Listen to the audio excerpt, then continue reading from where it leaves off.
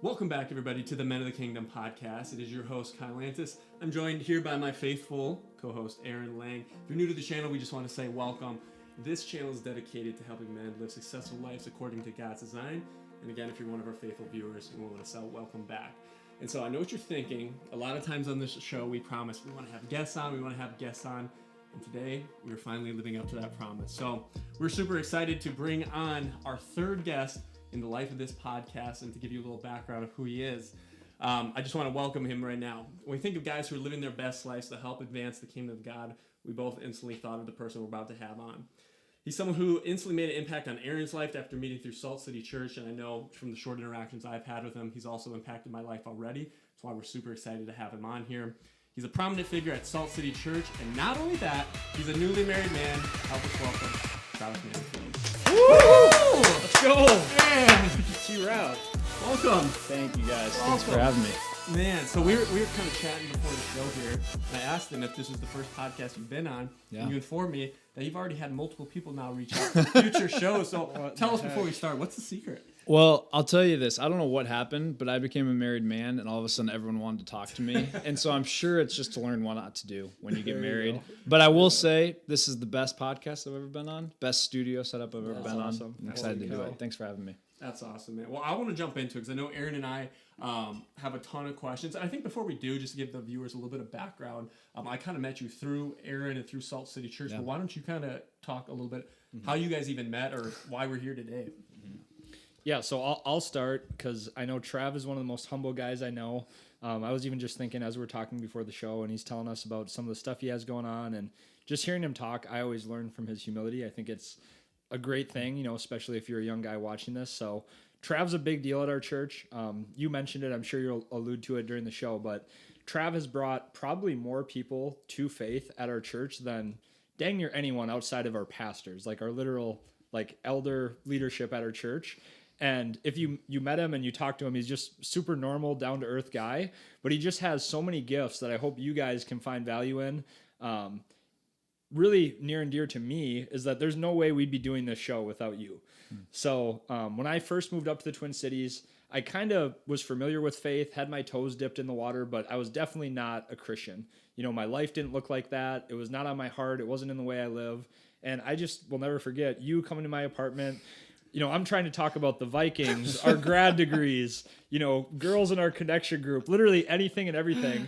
And you're talking with me about all that, but every single time you just gently steered the conversation back to the gospel and back to, you know, where are you at with your faith? And what do you think about this? And just so funny thinking now we've met, you know, been together at 3 different places we've lived. You're a married man. We were joking about that. You know, you didn't even know your current wife last, you know, year, 2 years ago. Yeah. So just so cool. And if you're watching this is an episode that I would say turn off all your distractions and really tune in because you're going to learn a ton from this guy. So I don't know if you have anything to add to that, but that's my warm welcome for you. Well, probably the only thing to add, 2 things. One, just a normal guy is probably the best way to describe me. So good job with that one. And then also, it's funny that you mentioned the girls in your connection group that you wanted to talk to because that's how you met Sammy. That's right. Full circle. I got to see the whole connection happen in our connection group over the course of a couple months, and it was really sweet. So super honored to be here. Thanks for having me, guys. That's cool. Really, really cool. Well, I think you kind of alluded to that. That's actually one of the first questions I had. So I've met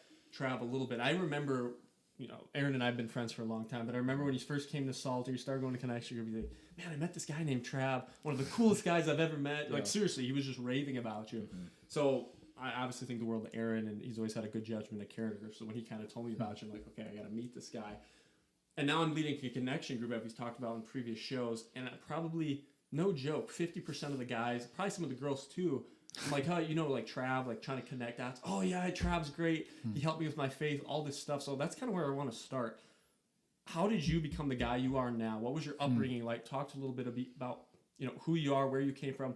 But why, when I talk to everybody, they all have the same thing to say about you? Where does that come from? How did you get there? Really take your time with it because I'm curious myself. Yeah, so I grew up in a believing family with awesome parents. And I'd say my dad really modeled a lot of that humility for me. My dad's the kind of guy who won't walk past a piece of trash on the sidewalk without picking it up. Mm-hmm. And it always used to kind of drive me nuts that he was always doing those little things really well. Mm-hmm. And so anyways, grew up in that. definitely like knew who Jesus was, kind of had a lot of crap happen in high school, and really saw the gospel as beautiful probably for the first time junior year of high school, and ended up going to Iowa State and into Salt Company at Iowa State, and God just shaped me through Salt Company at Iowa State and through being a connection group leader and just all the people that were there pouring into me, different guys. Right. And I think kind of going like to your question, I've just been fortunate enough to have a lot of guys who are awesome dudes with a lot of gifts and abilities and plenty of opportunities to kind of shout their successes and their greatness. And they've chosen to spend their time discipling guys like me. And it's hard to be proud when that's kind of where you've come from. And so obviously like Jesus commands us to be humble, but it's an entirely other thing to like feel it with people too. And so I didn't really have an option, right? Like you can't beat your own chest when all these guys are better than you at stuff and they're not beating their chest too, right? And so hopefully that answers your question, but I think that's where a lot of that comes from. Yeah, and just to follow up that, because I know you have some questions too, we had an episode, I think, dedicated solely to friendships and finding good people, because I'm totally in agreement. You know, I don't think any of us around this table would be who we are without influences and guys who've impacted our life. So what advice would you give to guys, maybe they're in high school like you kind of talked about, or they're in college, or they're recent graduates? What advice would you give for them to surround themselves with good guys or find good quality people like that who will help them stay on track or get on track for that matter? How did you go about it, and how would you advise someone to do it? Well, first of all, I think that who you spend your time with is obviously like the people that will form who you are the most. Right. And kind of a side story, I remember my mom always prayed for two things throughout my entire life, and that was that I would have good friends and that I'd find a godly wife. And in college, didn't really do anything super strategic other than just get involved in a ministry and try to meet people through that. But I think the cool thing about the group of friends that kind of formed in college was there's guys from kind of all walks of life. Yeah. And so maybe a takeaway point is don't rule people out just because of like the external things that you're seeing about them maybe in their first or second meeting. Because I mean, we had guys who were on the track team at Iowa State, which was like a big deal, big time athletes, guys who were super smart. We had some guys that were just like from small town Iowa, friends that shouldn't necessarily be together, but because of our commonality in Christ, we just became close friends and did life together. And so through them, all of this like mixture of where we came from and who we were and who we were becoming kind of morphed into this group of guys who held each other accountable and did the hard work of becoming friends. I think community is built, not found. And so do the work to find the community and build the community, and won't work out every single time, but I think more often than not it will. That's cool. Thanks. Yeah, that's good. That's really good. And I'm trying to even just to like set the tone for this show. So when we started this podcast, and we say this on a lot of episodes, we wanted to, Travis, create the podcast or the show that we needed, right? And you obviously were personally in my life, in my living room, praying with me, talking with me. But there's going to be a lot of guys watching this that they might not even know you. They might know Kyle and I through school, or they might not know any of us. So that's my prayer for this show, is that you can kind of influence those guys like you have so many people at Salt City. So that's my question, is you have such a gift of discipling. Like, that's so clear. That's what you did to me. It's what you've done to countless people at Salt City. How do you do that? Like, I know it's a vague question, but I think I could literally ask you that. We could turn off these mics and sit back, and you could just keep riffing. So feel free to take that for as long or as short as you want, but just the vague question. How do you disciple young men? Say there's guys watching this that say, hey, I feel great about where I'm at in my faith. I'm growing. I'm learning. I want to, pour out. Yeah. That's something that we hear and we feel all the time. Is somebody said it once, I'm spiritually constipated. I'm taking in all these sermons. I'm having, like you said, all these guys pour into me. Now I want to give that out.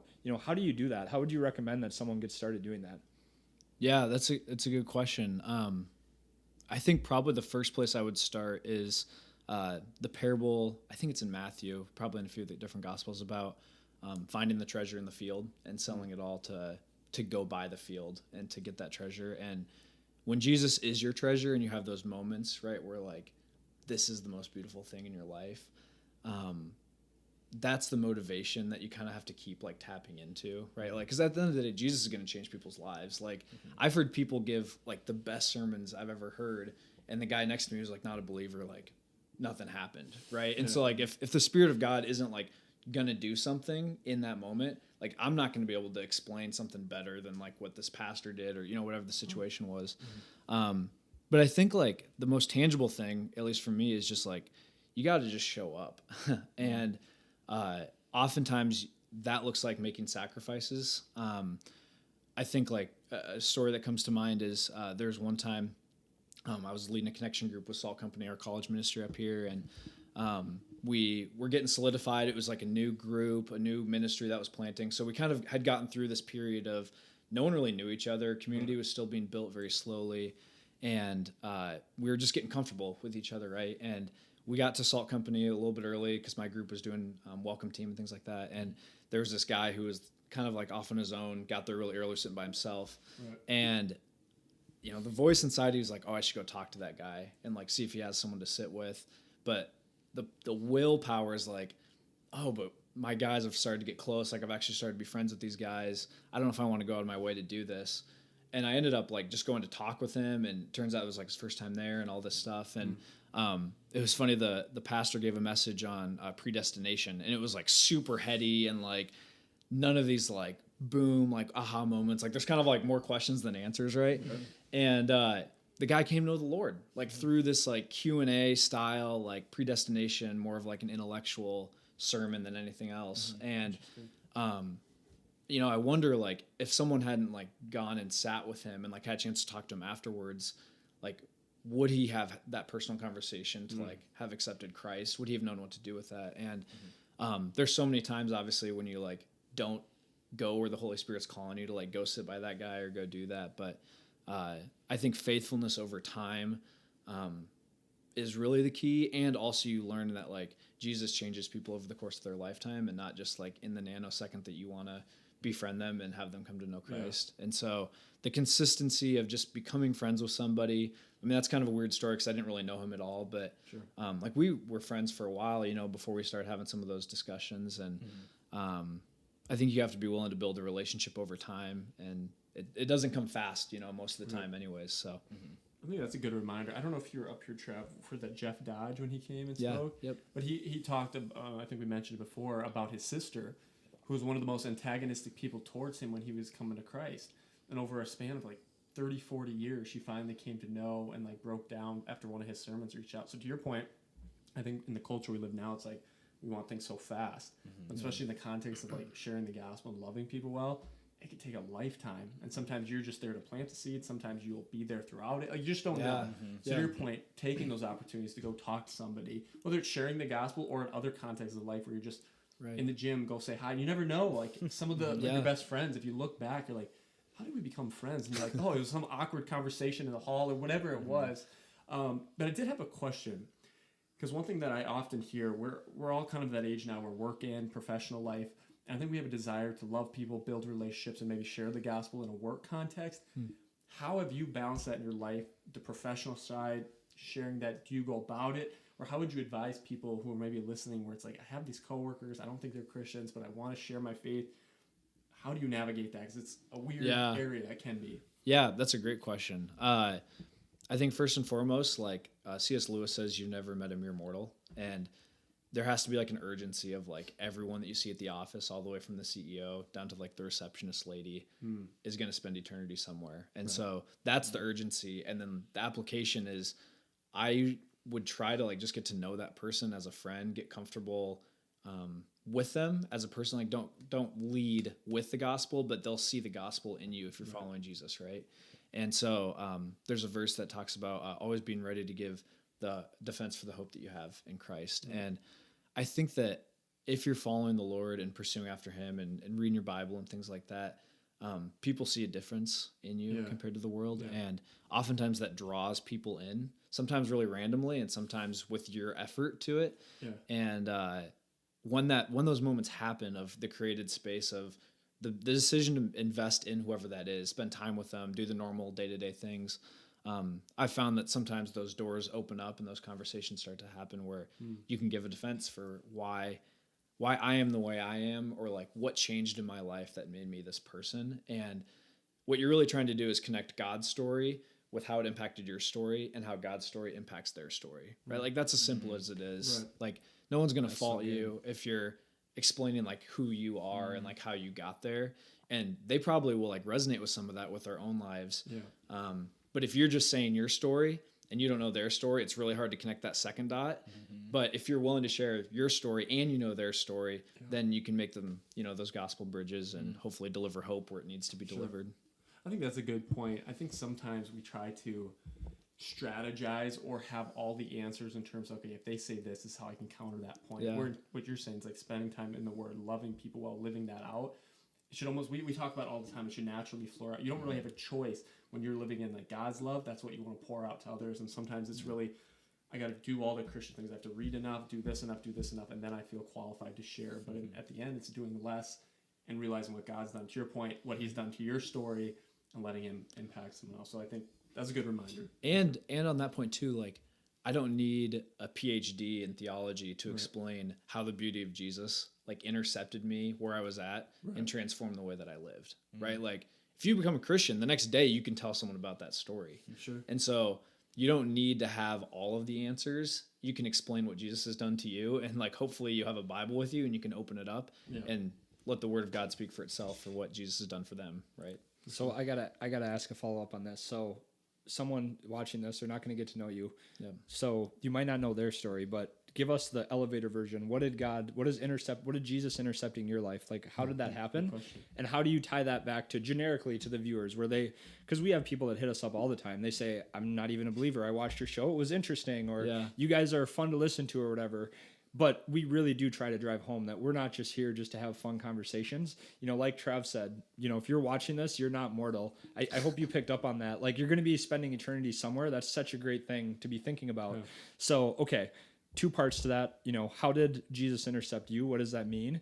And how would you connect that to our viewer's story? Even if you might not have the chance to know the X's and O's of theirs, like what would that look like? Like, what are you presenting as an opportunity for them?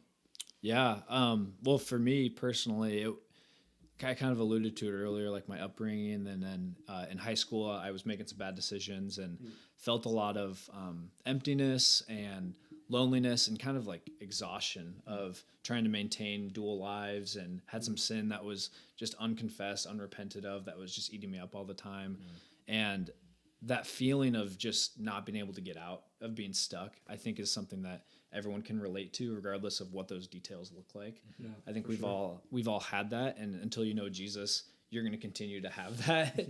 And so for me, that's what it looked like. And then the hope of the gospel, like where it became beautiful, was when I actually believed all the head knowledge that I had, that Jesus died to save me and that He loved me just the way that I was, and I didn't have to clean myself up to have a relationship with Him. And so once that happened, it was like, oh, I actually want to follow Jesus. It's not just like I know that I should follow Jesus. And so how I'd connect that with someone else is, regardless of what you have going on in your life, there's difficulties, there's sinful things. We live in a fallen world.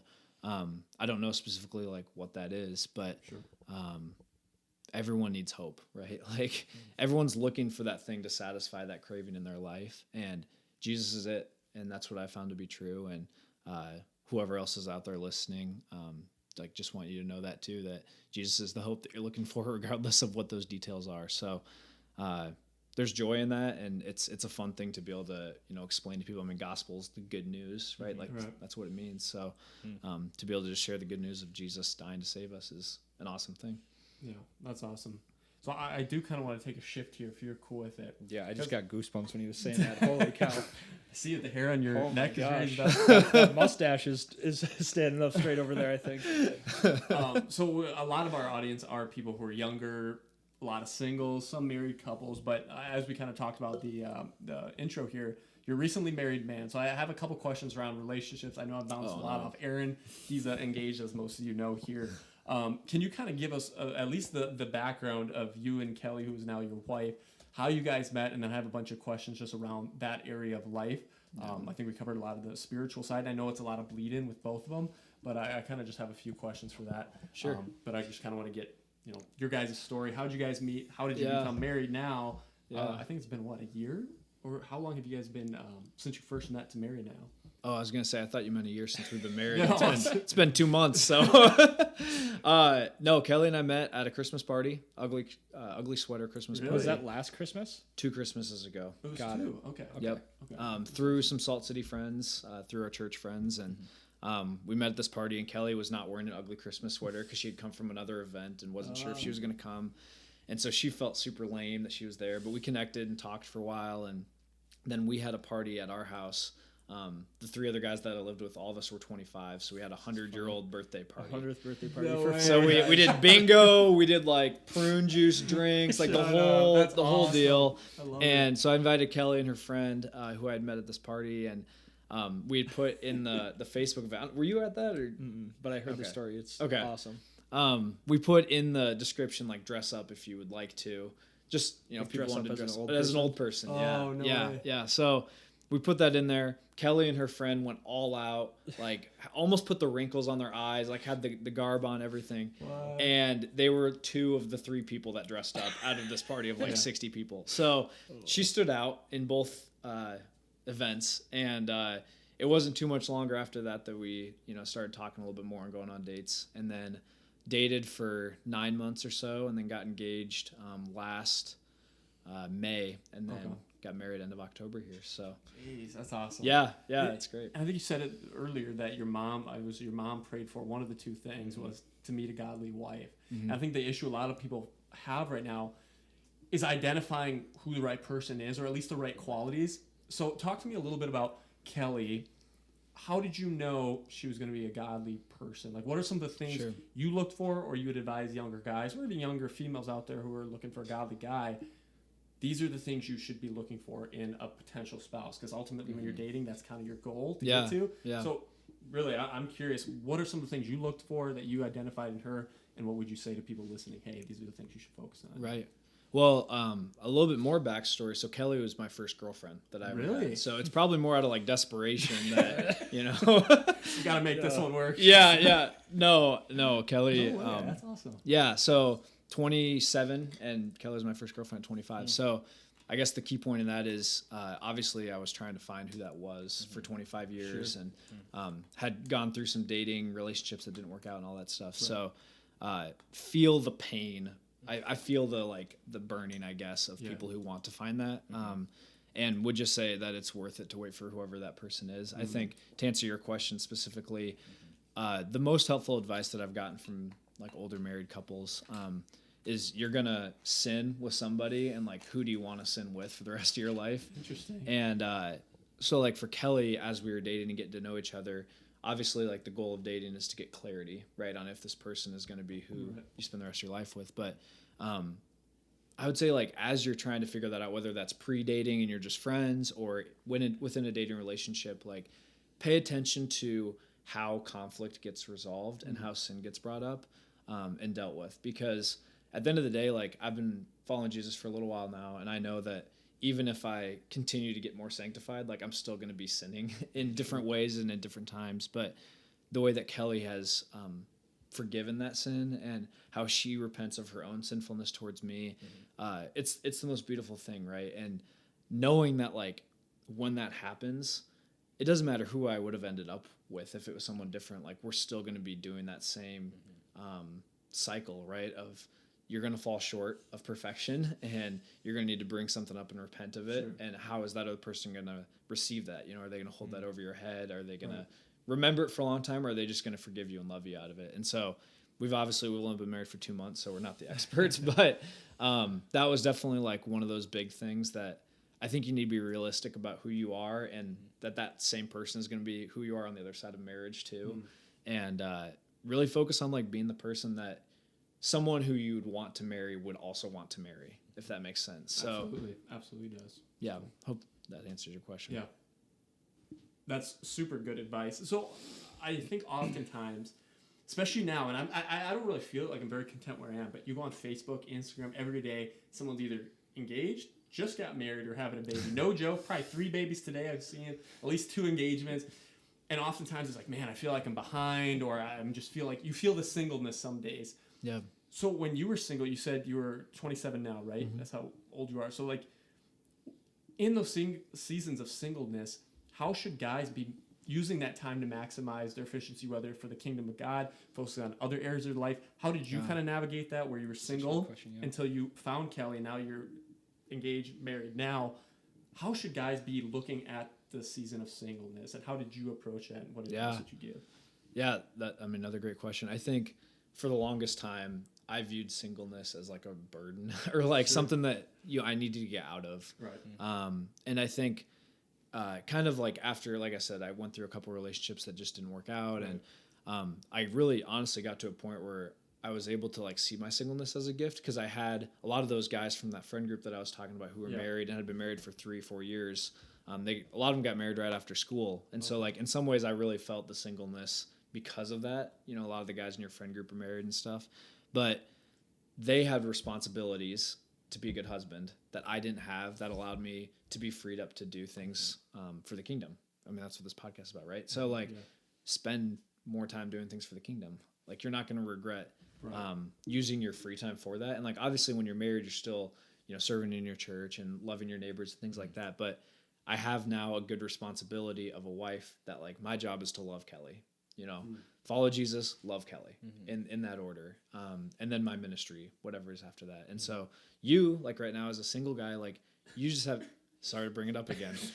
Touchy subject. You have like a night. So like an example, like Wednesday night is my date night with Kelly. Okay. Super fun. Awesome night. It's a night that I can't like lead a connection group. It's a night that I can't spend with my D group guys. It's like a night that I can't give towards something that is really good. Like, building the kingdom, like with your church or whatever. And so, just use that as like a gift, like an open door, and not like a pit that you need to climb out of. I think is the thing that I wish I would have known sooner, kind of going through it. So that makes sense. Cool. Yeah, that's sweet. Okay, I want to ask you one really quick question that has to do with your guys' wedding on the topic of Kelly. Kelly, if you're watching this too, I remember Trav literally praying and hoping and wishing and all the ings that you can think of for somebody like you. So you guys are an adorable couple. We'll have to put a picture of them up on this part of the video. Speaking of photos, I think the one we had to put up, I think it was probably I don't know when it was. The photos came out. It was the one of you being launched in the air. Oh my god! Oh yeah, that was the coolest. It was a really cool photo. It's ingrained in my head when you said the photo. Yeah, we'll get some wedding pics up. But yeah, you guys are a beautiful couple. Probably the coolest, like godliest wedding that I've been to. Just was really awesome. And one part of that stood out, and I'll let you kind of talk about it. So because you'll do a better job of explaining it. But I know that our pastor did your wedding. Obviously somebody you're close with, you moved up to the Twin Cities to plant the church with them. And for those of you watching, Travis and Kelly's wedding sermon was around somebody who married a prostitute who cheated on them and ran away. And you could go to a lot of weddings for the rest of your life. I almost guarantee you will never hear that story being told. I mean, for context too, this wedding is at Interlochen Country Club, like the most prestigious golf course. Right. I mean, this is like a very nice place. Everyone's dressed very well. Even when they said the word prostitute, it was like a gasp of, whoa, this guy's sharing the wrong story. So got the wrong notes. Yeah, I think he's doing something off. So I want you to share. So what part of the Bible was that from? Yep. First of all, and then I know that since I've known you, you've alluded to that story a lot.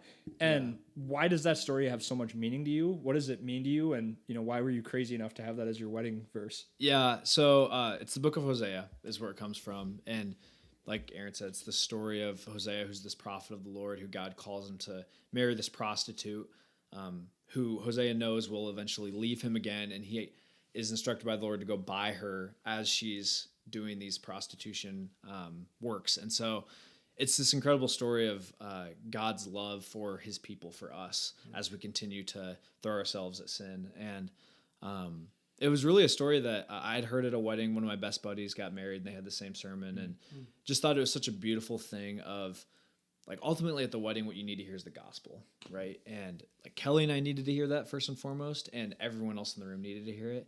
And Kelly had read a book. I can't remember what it was called, but it was about Hosea. Mm-hmm. So it had meaning to her. And then the passage I love just that depiction of like what our relationship is with God. Because I think the whole time you think like, I'm Hosea, I'm the prophet, right? Yeah. Who's like doing this really good work and like sacrificing myself. And it's like, that's not the point at all, Yeah.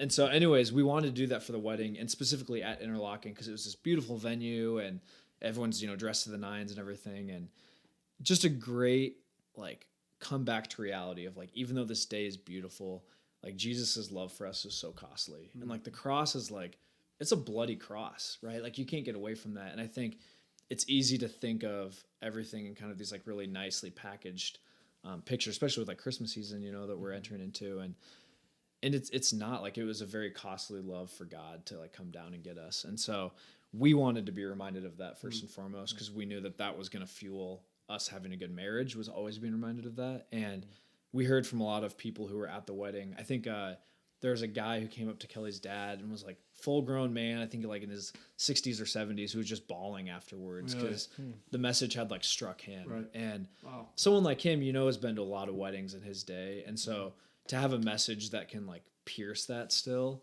I think was like a beautiful thing. And we loved it, and Jordan killed it. So unfortunately, we don't have like a link that we can post to it, but it was perfect. But so. Maybe, I know there's that sermon you sent me from Cornerstone I think it was Cornerstone, where they were talking about Hosea. Oh, yeah. And it was basically like, we are like the prostitute breaking God's heart every time we sin. Yeah. And that just struck me as like, God is literally like us, where we're down doing the worst things. You think of the worst things you've ever done, and God's still just coming and saying, I'm going to get you there. I'm not only am I going to save you, like if you come back to me, but I'm going to come find you, because in that story, like you said, Hosea is going to these people's houses that this lady is cheating on him with, right, and like pulling her off of them. So yeah, that's crazy. And I guess you proved my point to be wrong, that you heard it at another wedding. So there goes that one. Yeah, there's two weddings that I it's thought been I had preached that at, covered. Yeah, that is a super good reminder. It's a crazy story when you think about it and try to put yourself in that situation. It's like, man, imagine your wife doing that over and over. But one thing I do want to ask you, in listening to you just in this conversation, is obviously that you're smart. You study a lot of scripture. Obviously, spend a lot of time in the Word. And I know you and I talk about it. We're always looking. You could probably see the books in the back. But what are some resources over the course of your life, whether it be books, sermons, people, but mostly on stuff that you can, tell these people here that are listening? What are some maybe books you would recommend to help develop spiritually that have really impacted your life, whether it be authors, books, obviously the Bible, but just tell me, how did you get to where you are, knowing what you are now, and what kind of resources would you recommend for us and the people watching? Yeah, I mean, the Bible's a great place to start, first and foremost, obviously. That one? Good question. Various authors. Would definitely recommend that. I think the book that has helped me a lot that I've read a couple times now is Mere Christianity. C.S. Lewis is a pretty popular one. I mean, there's so many good ones out there. I think one that's maybe a little bit more random that people may not have heard of it's called The Cost of Discipleship. It's by this German guy named Dietrich Bonhoeffer, who lived during, I think it was World War II. And he was a pastor in Germany, and basically he had gotten out of Germany to the U.S. to go to school, and then World War II started, and then he made the decision to go back because he felt such a great burden to reach his German brothers and sisters, even though this war was going on. Wow. And so they were meeting in an illegal church because the Nazis were going to shut down all these churches and everything, and he ended up dying and getting killed because of that. And so it's just this cool book where he talks about, obviously before he died, considering the cost of following Jesus, and really paints it in like a way where it's like, that he died because of it, and so it means a lot more that that's what he believed. So I read that one quite a few years back, and that was really good. But I mean, anything C.S. Lewis, I mean, everyone's got their like pastor crush, but Tim Keller, Matt Chandler, like there's a bunch of guys so you can find good stuff on. That's interesting, and that's something so we often forget living in America. Like, there are countries out there and people who have to gather secretly to have their faith and share this stuff that are literally getting killed and murdered. And we go Sunday, I don't feel like going. It's just amazing that we take that for granted right now, that we can do that. And so it's just a good reminder that you said, and that's a pretty crazy story. I'm glad you wrote them down too. Yeah, I wrote a few of them down. Yeah, really good stuff.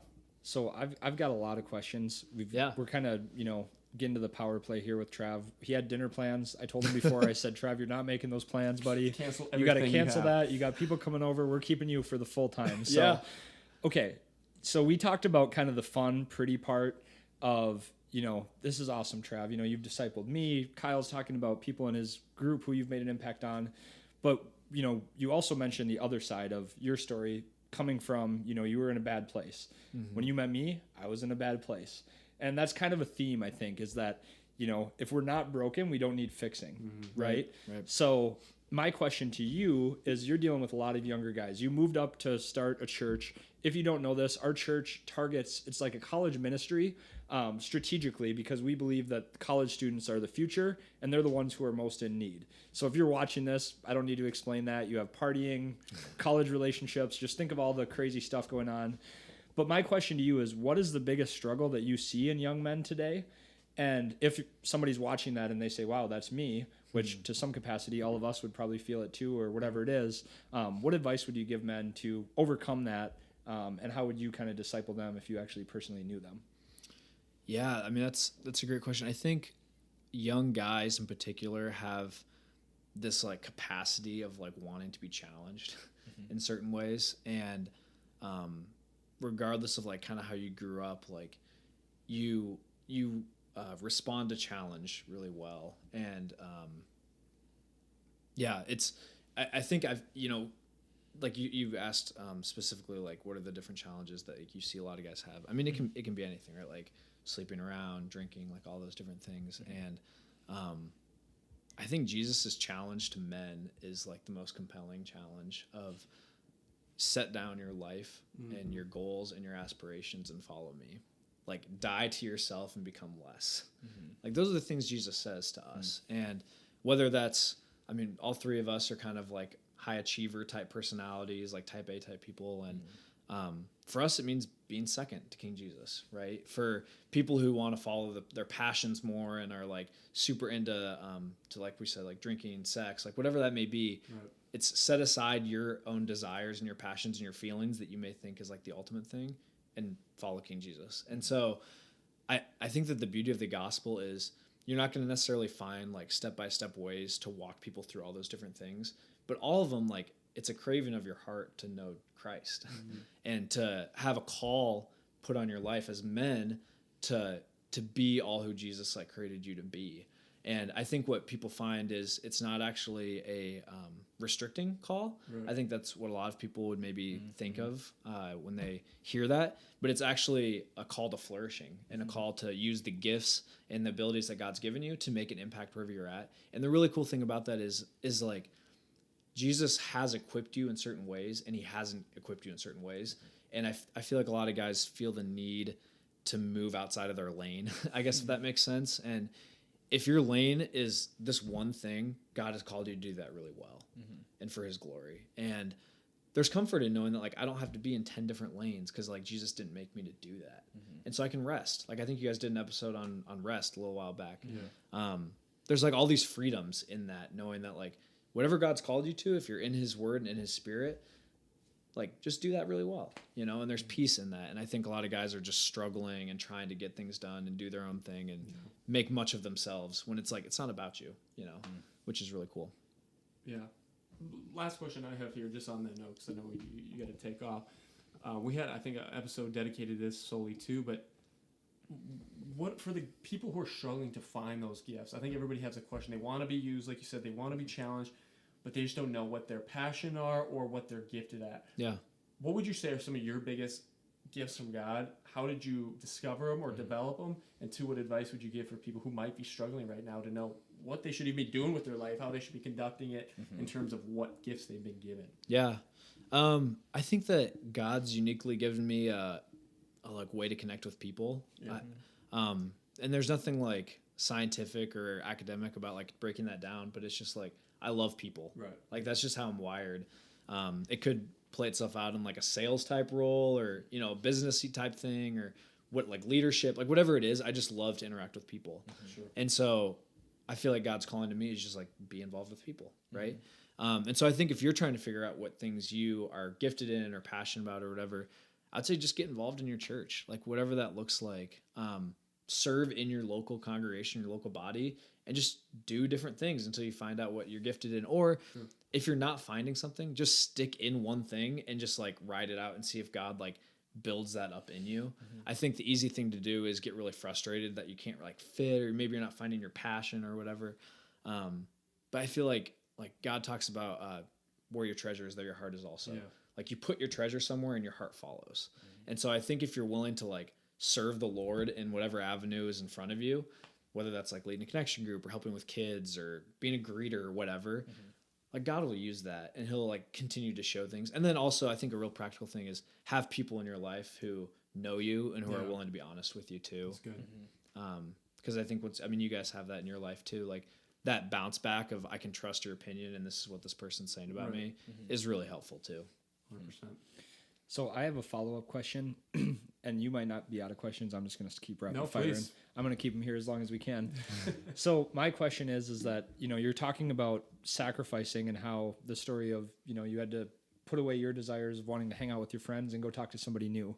So I think back to when I was first getting to know you. You barely knew me. I'm new to town. So you didn't have that, I know 100 people who know Aaron. They all say he's a good guy. I want to get to know him. Yeah. You didn't know me. I could have been the weirdest guy. I still might be the weirdest guy. You were. No, I'm just kidding. I still might be. But my question is like, it's a very sacrificial thing. So what I'm just wondering is, you love people. You love pouring into people. How do you try to conduct yourself in friendships, and what advice would you give? We did an episode on how to meet great friends, but you're a master at it. Like you said, God has gifted you 110%. So if you're watching this, you're probably thinking, man, Trav's really cool. I'd love to meet him. We'll leave all of his contact details in this. Text me, everyone, please. Yeah, we'll leave his cell. But my question would be is, how do you constitute being a good friend? Like how do you define that? And how would you advise guys watching this of, you said building a community. You said something really philosophical around a community is built, not just found. So how do you do that? Like, how do you, at the granular level, be a good friend? Yeah, fantastic question. And I think it's something that's really important and that I'm passionate about is what does it look like to love people well? And I think the first thing that pops in my head is ask questions and listen. It's kind of, you've probably read sales books on this. Like, it's a sales idea that really has come out of like just being a good friend and like a good community member. Everyone loves talking about themselves, and in my head I've kind of created this game with myself of like I try to find the best questions to ask people because everyone likes talking about whatever they want to talk about, right? And so if you can find the things that people are really passionate about, they could just go on forever. And to be able to have the humility to sit in those spaces and to not feel like someone needs to ask you that same question back, that like I need to share all of these things. It's a lot of like we talked about like sacrifice and like humility and just being okay with like not being a big deal. And everyone wants to be a big deal, right? And I think it's the upside down kingdom, right? It's this whole idea of like if you want to actually be a good friend, you have to like lower yourself to be a good friend first and foremost. And that also relieves pressure of like expectations that this other person's gonna like be a good friend or like fulfill all these needs that you think that you need in a friend too. So I think listening, asking good questions is definitely up there, and then just being consistent, like be there for people over time. I think that's the sexy idea of wanting to share Christ with people and disciple people is like the upfront until they come to know Jesus, but like it extends past that too. Sure. Like once you came to know the Lord, like that's just the tip of the iceberg, or like once you started fully buying in or whatever you'd say you were at, but that's just the tip of the iceberg. Like you've learned and grown so much since then, and obviously we haven't been like in contact every step of the way, but we have a friendship, like we touch base, we text, I see you and stuff like that. And so with whoever that is, it's not going to be a microwave thing, even if they come to know the Lord, because like they need to grow in him. And in order to do that, Jesus has probably placed you in their life to encourage their walk with him. And so be willing to be in it with people for the long haul. And you'll find that like the more and more that you do it, it just continues to fill up your basket. I think one of the biggest blessings God's given me is my friendship pool always seems to like be growing out, and it's not like people are getting cut off. And I think people are really quick to just dismiss friendships. But if you're like consistently being interested in people, they'll want to talk with you. They'll want to be around you. And hopefully, you just develop a natural friendship, and they eventually will be interested in what you have to talk about and say and stuff. So it's so interesting. I'm always blown away. And really, marriage is supposed to be this reflection of like God's relationship with us. But that's a good point. I think sometimes, especially in terms of like discipleship, it's like, okay, what can I do? How do I get him to know Christ? It doesn't stop there. To your point, it's like that's just the tip of the iceberg. Same thing. When you just got married. It's like all this time you invested in Kelly. to date her and then your engagement, now you're married. It's not like, Yeah. all right, well, That was rest of fun. my life. That that was was a good fun. time. No, like you look at any like really happily married couple, they're so much more in love or in love differently over 30, 40, 50 years. They've had all this time to invest in each other. It's the same thing, or it should be, with a healthier friendship or relationship with Christ, whatever. It's like, yeah, this is that small fraction of the relationship, and now we have a whole lifetime to go. Right. And you look back on some of your most fond people you know, it's like, it's those ups and downs, the hardships, and just the consistency over time that you're talking about, Trav. And so it's just a good reminder. It's like, so easy to fall into that trap, especially people you don't know at church. It's, hey, just share the good news. Hopefully they come to Christ and then someone else can take them. But it shouldn't be like that. So it was just a good reminder. So I appreciate you sharing that. And I feel like there's also too, like, there's an element where you can take a little bit of pressure off yourself of you don't need to be best friends with everybody. Yeah. Like, we probably stay in touch more often than some of the other guys that like have come to know the Lord through our friendship, just because we're similar. Like, we enjoy the same things. Like, I'll text you about something dumb, like business wise or sports wise or whatever that we like to talk about. And so you find common interests, but it's like after that period of laying down yourself a little bit and like asking questions, being consistent with it, and then staying in touch with the people that you have commonality with too. So That's good. Yeah, that's awesome.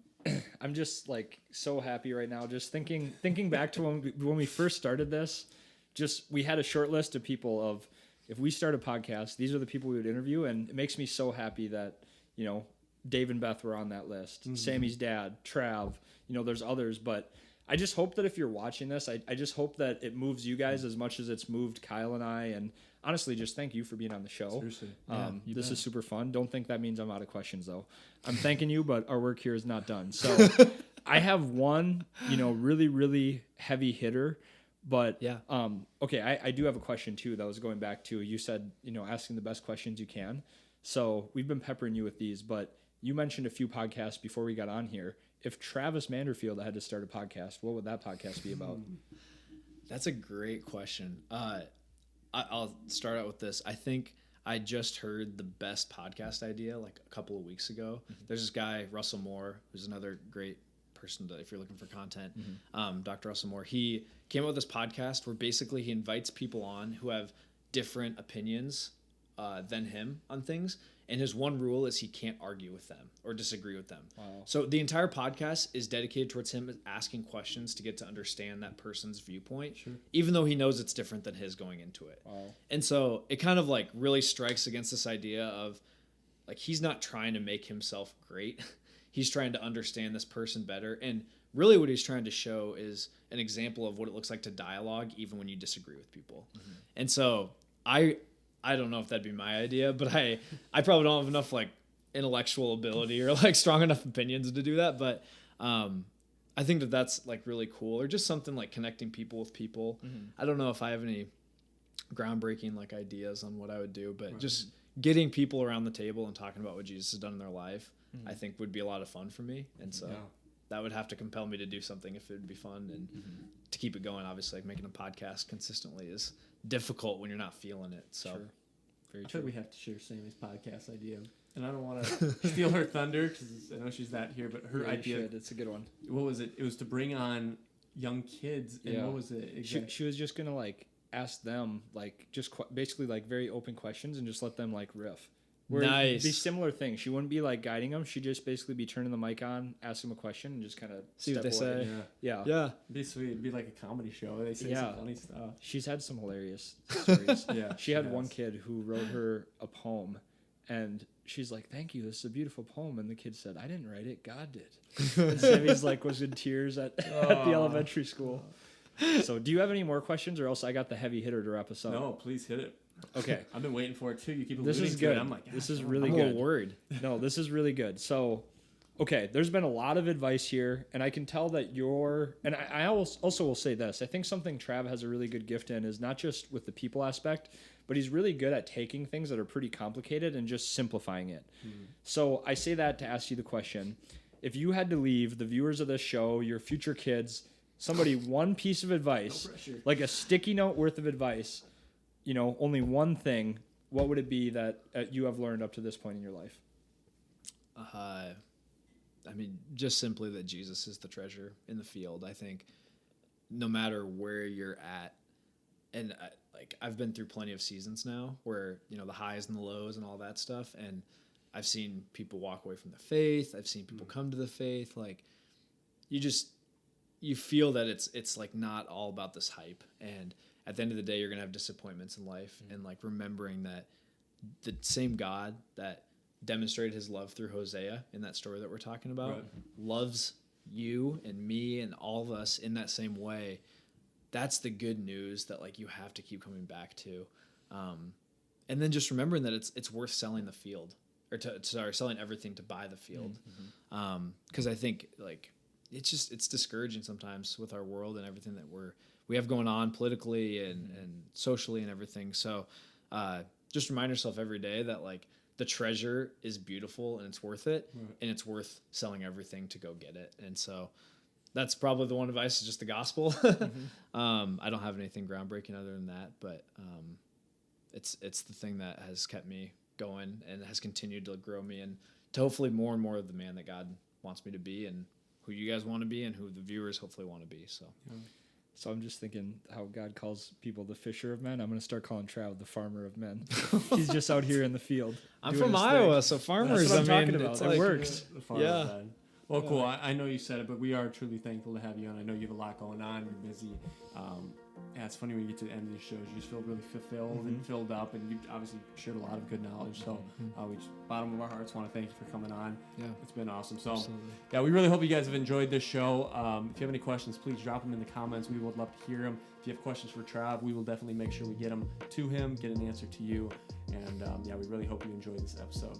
So yeah, with that, have a great rest of your night. And until next time, keep advancing the kingdom.